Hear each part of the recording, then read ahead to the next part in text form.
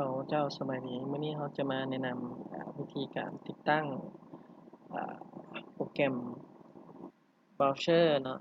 อ่าสำหรับไว้ใช้อ่าลิ้นอินเทอร์เน็ตแล้วก็ลิ้นต่างๆโซเชียลต่างๆเนาะผ่านอินเทอร์เน็ตเนาะผ่านคอมพิวเตอร์เนาะแล้วมันก็สามารถอ่ามันก็สามารถขุดบิตคอยน์ของให้เราเนาะไปพร้อมๆกันกับการเฮ็ดเวียกของเราในแต่ละมื้อเนาะ ซึ่งมื้อนี้เราจะมาข้าพเจ้าจะมาแนะนำเนาะวิธีการติดตั้งและก็วิธีการใช้งานเบื้องต้นเนาะก่อนเนาะท่านสามารถคลิกลิงก์ของข้าพเจ้าเข้ามาเนาะโดยที่เข้ามามันก็จะมาขึ้นหน้าต่างให้ดาวน์โหลดโปรแกรมเนาะ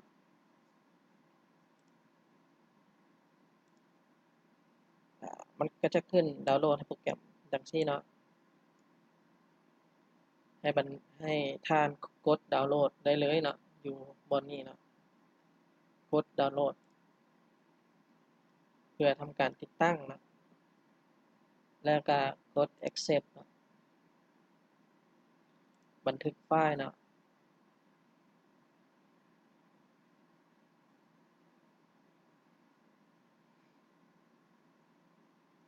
รอท่ารอท่าให้มันดาวน์โหลดสำเร็จแล้วเนาะให้เราก็คลิกติดตั้งตามปกติเนาะ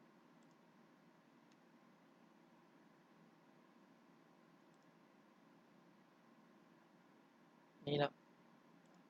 เราก็กดติดตั้ง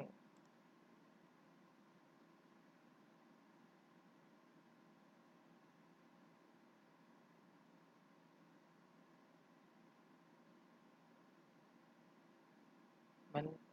จะใช้เวลาน้อยนึงเนาะในการติดตั้งแก็บ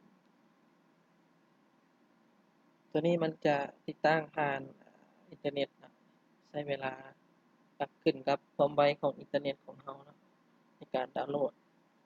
การติดตั้งโปรแกรมผ่านอินเทอร์เน็ตเนาะ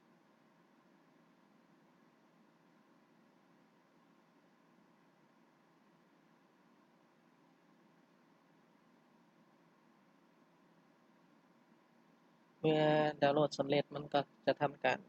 ติดตั้งให้เราเลย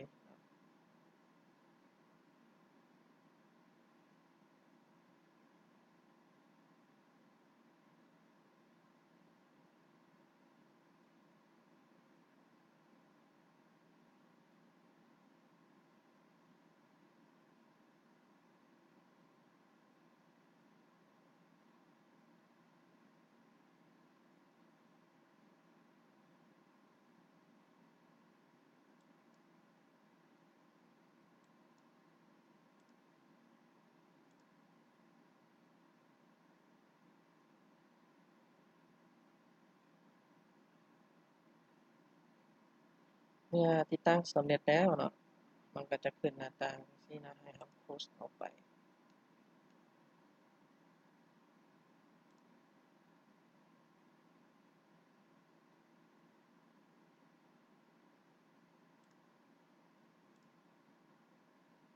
คอมพิวเตอร์ของข้าพเจ้าอาจจะช้าไปนิดนึงเนาะเพราะว่าทำการจำลอง Windows ขึ้นมา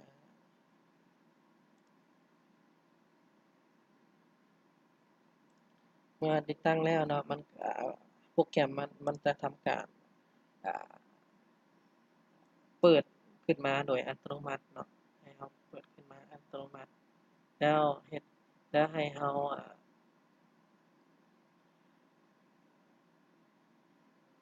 แล้วให้เราคลิก ลงทะเบียนลงทะเบียนการใช้งานเนาะ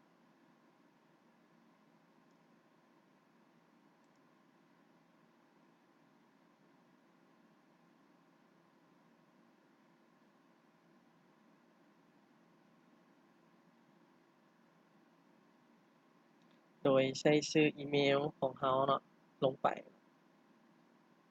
อีเมลGmail ของเราเนาะลงไป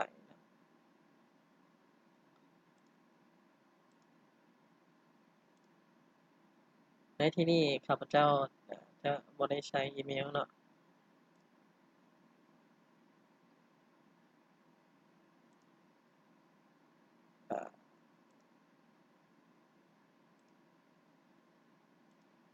อันนี้มันก็คือการแนะนำว่ามีตัวใดแน่ที่เราสามารถคลิกได้นะเป็นการแนะนำคลิกเน็กๆไปนะเพื่อเป็นการเบิ่งการแนะนำของมัน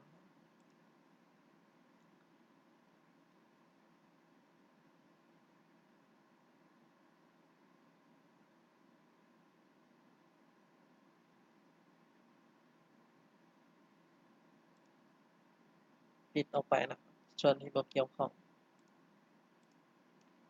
อ่าส่วนเมื่อติดตั้งแล้วเนาะและลงทะเบียนโดย Gmail ของเราแล้วเนาะเราก็มันก็จะเด้งมาหน้าต่างนี้นะให้เราสามารถเริ่มขุดบิตคอยน์ได้เลยเนาะโดยวิธีการใช้งานเบื้องต้นเนาะแถบนี้นะเป็นแถบการตั้งค่าในการขุดว่าเราจะใช้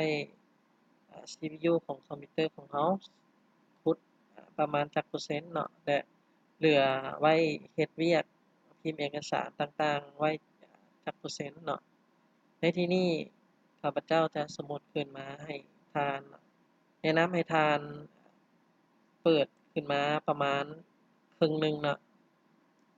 เพื่อให้มันขุดให้เราเนาะเอา CPU ส่วนหนึ่งของคอมของเราเนาะไปขุดบิตคอยน์ในเวลาของเราในเวลาเฮ็ดเวียกของเราเนาะแล้วCPU อีกส่วนหนึ่งเนาะเราก็สามารถไปรันโปรแกรม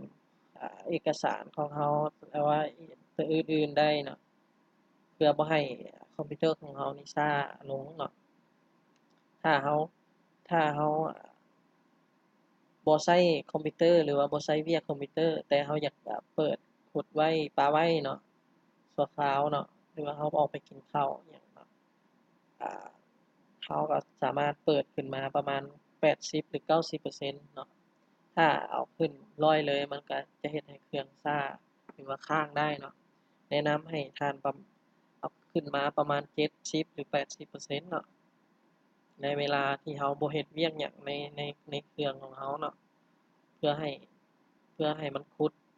แรงขุดของเรานี่เพิ่มขึ้นเนาะเพื่อเฮ็ดให้อ่าเราสามารถรับบิตคอยน์ขึ้นได้หลายขึ้นเนาะไวขึ้นส่วนการใช้งานเบื้องต้นก็มีเพียงเท่านี้เนาะอ่าและเมื่อเราขุดโดยถึงขั้นต่ำในการถอนแล้วเนาะมันเราก็สามารถถอนได้เนาะซึ่งโปรแกรมนี้มันให้ถอนเราถอนได้ถือว่าน้อยหลายเนาะถือว่าให้เราถอนสามารถถอนได้น้อยหลายคือว่า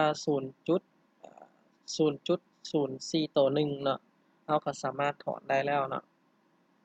เราก็สามารถถอนไปเก็บอยู่ในกระเป๋าได้แล้วเนาะซึ่งวิธีการถอนเนาะข้าพเจ้าจะมาเฮ็ดคลิปอีกคลิปหนึ่งให้แนะนำให้บรรดาท่านที่สนใจเนาะสามารถกดเบิ่งกดติดตามและกดคอมเมนต์เข้ามาสอบถามได้เนาะและคลิปต่อไปจะเป็นการแนะนำการถอนเนาะว่าเราจะเอากระเป๋าบิตคอยน์มาได้ใส่ที่อยู่กระเป๋ามาได้ใส่และมาถอนแบบใดถอนขั้นต่ำจังใดและใช้เวลาในการถอนเท่าใดและก็จะมาแนะนำเรทของบิตคอยน์ในตอนถอนนั้นจะได้รับประมาณเท่าใดเบื้องต้นนี้มาแนะนำให้วิธีการติดตั้งก่อนเนาะสำหรับมื้อนี้ก็ขอขอบใจในการรับชมเนาะฝากกดติดตามและกดคอมเมนต์ให้กำลังใจและให้คำแนะนำกันเนาะขอขอบใจ